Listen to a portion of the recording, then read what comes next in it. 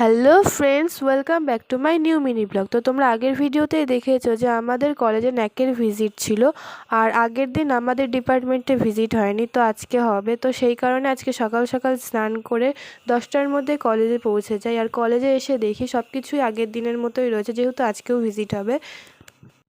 আর আজকে আবারও এখানে ওয়েলকাম ফাংশনটা হচ্ছে খুব সুন্দর করে। তো যে কারণে আজকে কলেজে আসা সেটাই হলো না। ওনারা আজকেও আমাদের ডিপার্টমেন্টে ভিজিট করতে ঢোকেননি, ক্লাসের সামনে দিয়ে চলে গেছে, তবুও আসেনি, কেন জানি না। তো তারপরে এখানে এনসিসি স্যার আসে, এসে আমাদের ক্লাসটাকে ভিজিট করে আর এখানে সার্টিফিকেটও দিয়ে দেন।